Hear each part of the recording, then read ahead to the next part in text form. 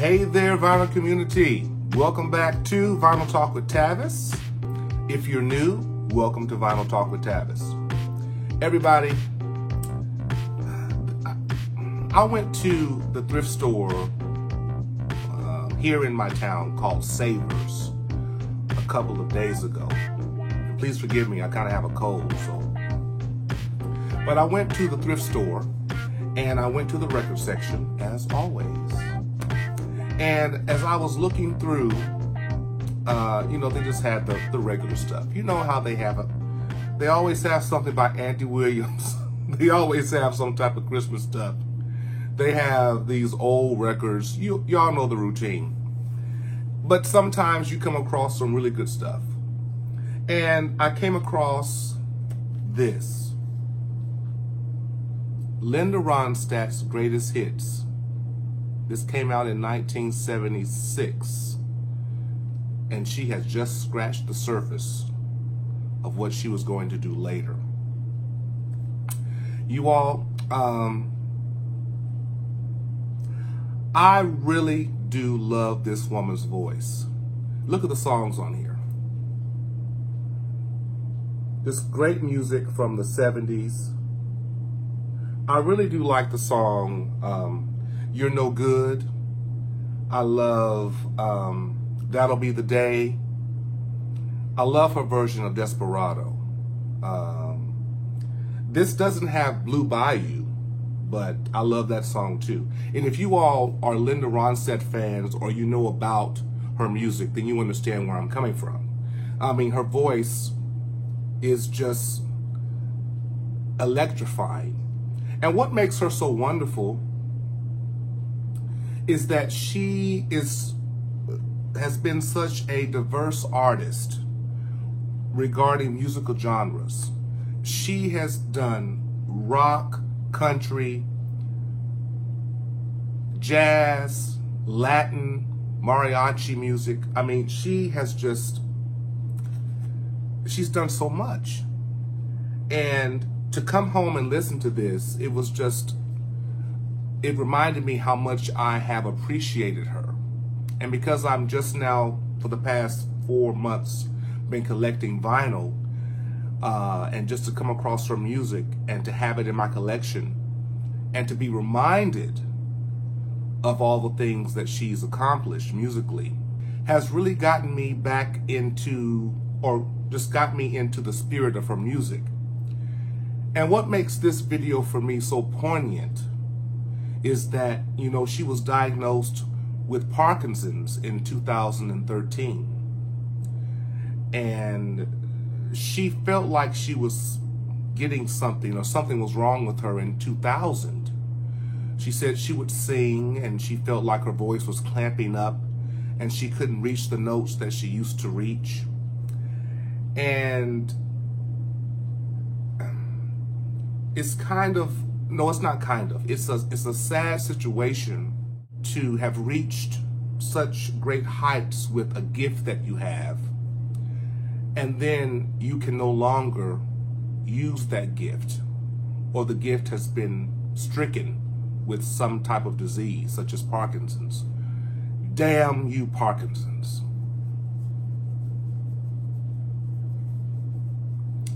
Damn you. I had to say that. Below in my description, I'm going to have some links of her interviews about her being stricken with Parkinson's and how she's been living with it, knowing that she can no longer sing. That disease, man, I want to cuss so bad. That's a fucked up disease, y'all. I mean, that's something to live with. And this woman it's so good that she has left such great music with us. And I have some notes here about her. Woo, because I've been listening to her music all day. This is Saturday, June the 1st. I've been watching her videos, looking at her interviews from the 70s, and then her recent videos about her dealing with Parkinson's. But she's recorded over 30 studio albums. I think my favorite, this is a great little story, my favorite album or my favorite song of hers would have to be her duet with Aaron Neville in 1989, 1990, called I Don't Know Much. Do you remember that? Look at this face, I know the years are showing. Look at this life, I still don't know where I'm going. I don't know much, but I know I love you. And that may be all there is to know. Wow. When I was in high school, when I was a senior, we went on a senior field trip. Not a field trip, we went on a big trip. We went to Six Flags over Texas. And me and a girl who we were very well known for our singing in school. We were in talent shows and all types of stuff. But we just got very close, you know. And we went to Six Flags, and at Six Flags they had this booth where you could do a recording. And we would just choose some type of karaoke song and we would sing. And we chose I Don't Know Much. And we sang that song. It was, you know, I did the Aaron Neville part and she did Linda Ronstadt's part. And it was such a big hit at that time. I think it even won a Grammy. Yes, it did. And we sang that song in the Six Flags booth recording section. And they gave us a little cassette of our recording. And I cherished that recording. I've since lost it because of all the moving I've done in the past 25 years. But I need to get that album. I need to find that Linda Ronstadt album. She just has a lot of duets with Aaron Neville, and that song is so beautiful. I can't listen to that song without crying. There's just a little tear that comes to my eye when I hear that song. Do you have songs that you listen to, either it makes you very happy, you just want to jump, you want to dance, and then there's those songs that make you just think about your life, and then there's those songs that just bring a tear because of the beauty of it. Linda Ronstadt and Aaron Neville's voices, just, oh my God, just beautiful together. She just was so diverse in the choosing of her music and the styles, and she's just phenomenal. And to see her at 72, I believe she's 72 years old right now, and to watch her interviews, and she seems to be taking this disease that she has in stride. She's comical, she makes jokes, and she kind of puts us on ease, because to have such a phenomenal gift and then not be able to use it anymore, it's just really something to think about. She says she doesn't even want to sing in the shower. I mean, she says she can't hit the notes. And she had a chest voice. So, you're no good, you're no good, you're no good, baby, you're no good. I want to say it again. I mean, she just gave it all. And now she's like, no. She said, no, I can't do that anymore.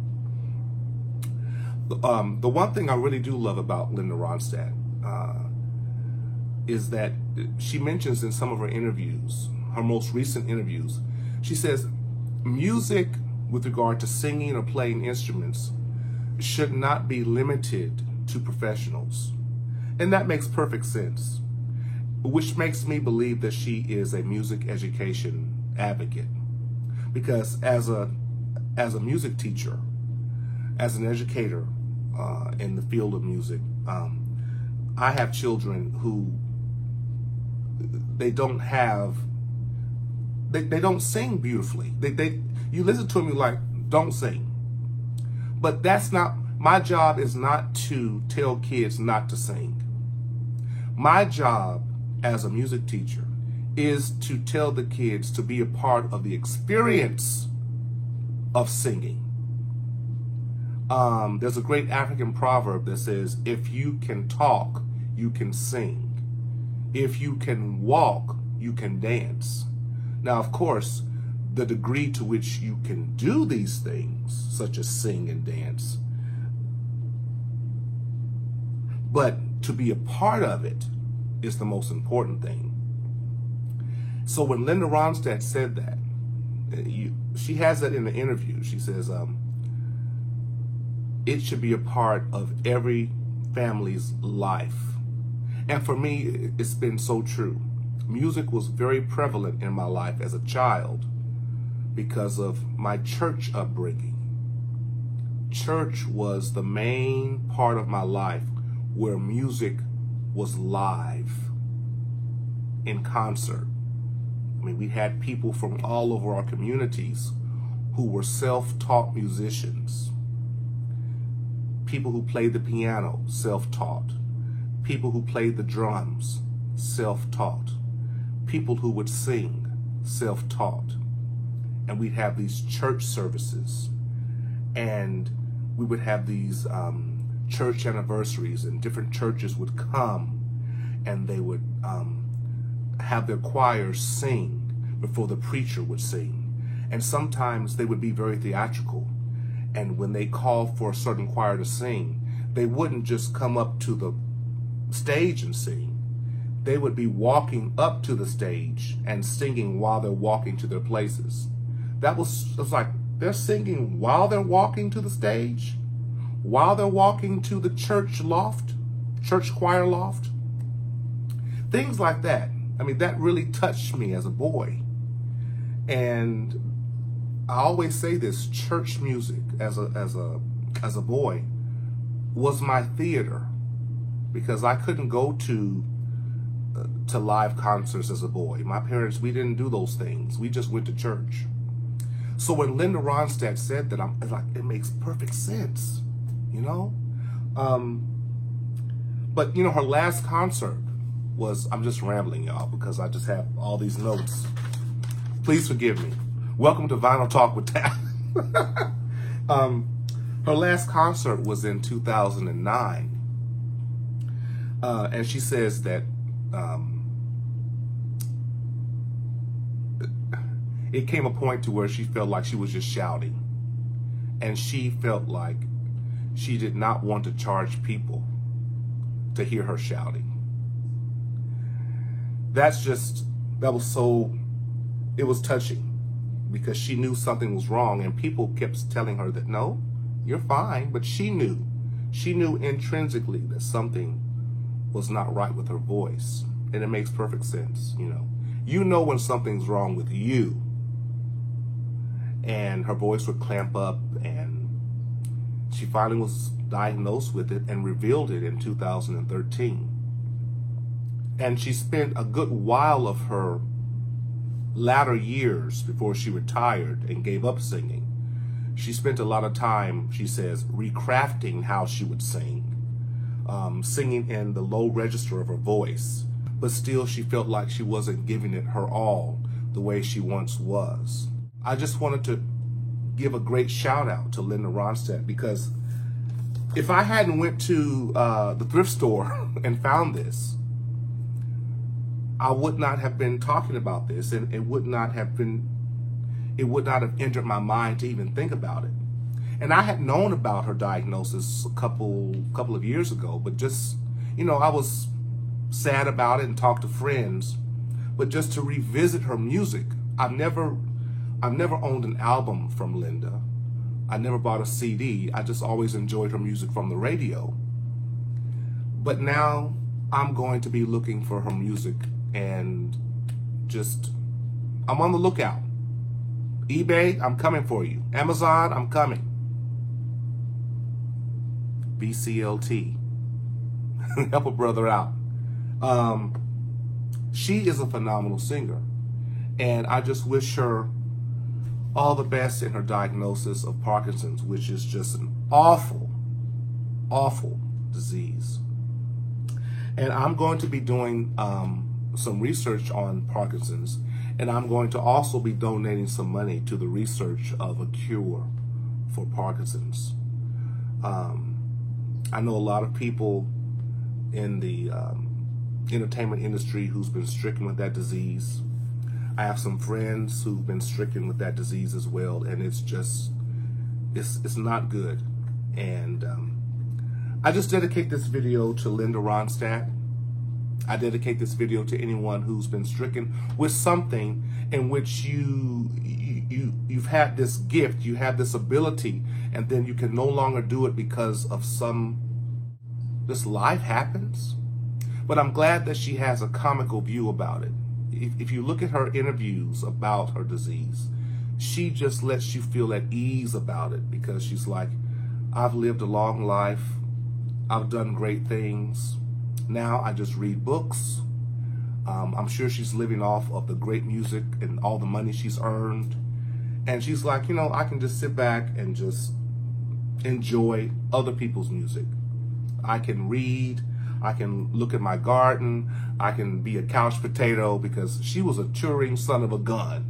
She toured. Look at those videos on YouTube. That woman, she was working. Now she can relax at 72 and just say, been there, done that. Let other people do their thing now.